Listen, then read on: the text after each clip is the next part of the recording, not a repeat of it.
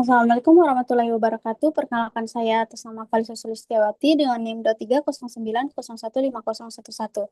Nah, pada kesempatan kali ini saya akan mempresentasikan materi mengenai akses informasi keuangan pada situs Bursa Efek Indonesia edx.co.id, di mana ini sebagai tugas untuk UAS.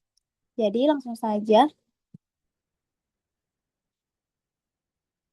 Nah, saat ini perkembangan teknologi informasi itu sudah sangat pesat dan membawa perubahan besar, khususnya dalam hal akses informasi. Nah, salah satu dampaknya itu terlihat di bidang pasar modal.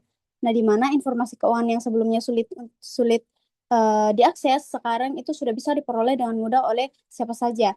Melalui internet, masyarakat ini bisa masyarakat itu tidak hanya bisa melihat informasi secara umum, tapi dia juga bisa mengakses laporan keuangan perusahaan secara langsung. Nah, salah satu contohnya itu adalah melalui situs resmi Bursa Efek Indonesia, yaitu idx.co.id.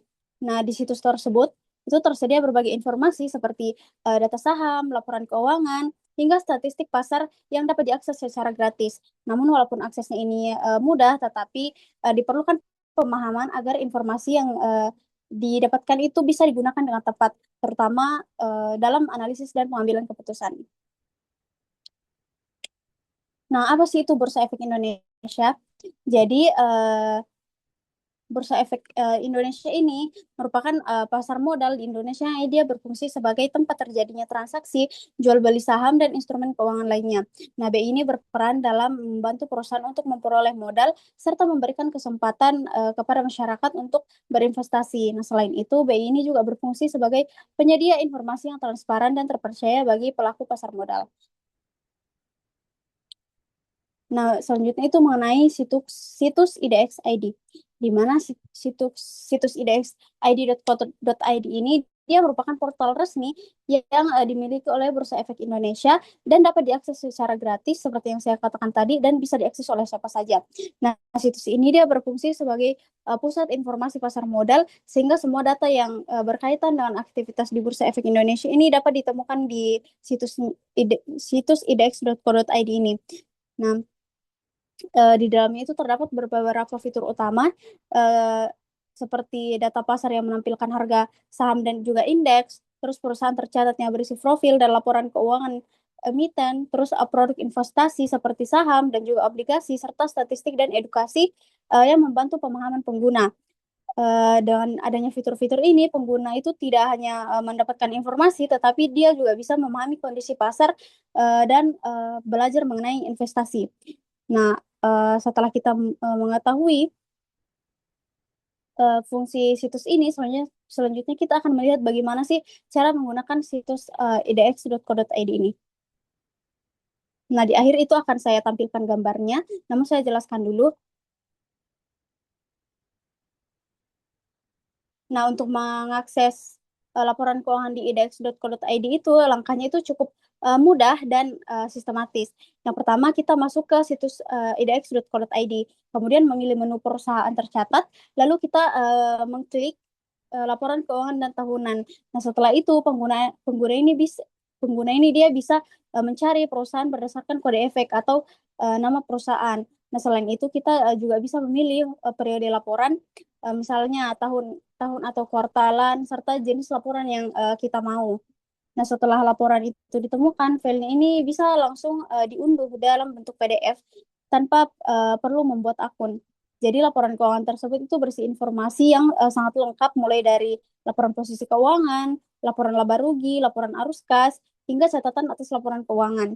Nah, bahkan terdapat juga opini audit yang menunjukkan apakah laporan tersebut wajar atau tidak.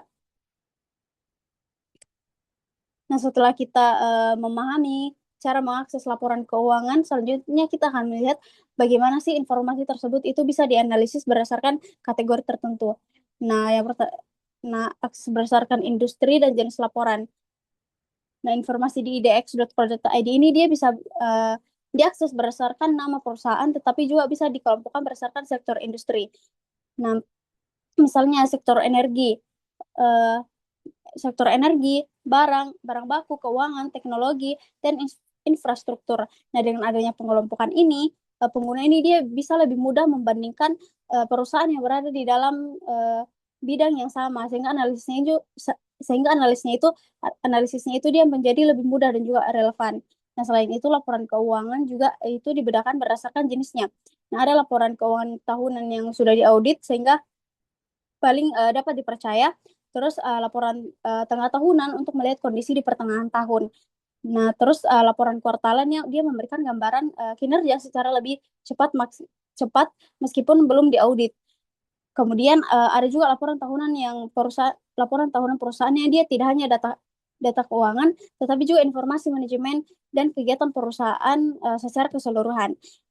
Nah, selanjutnya itu ada akses berdasarkan jenis investasi.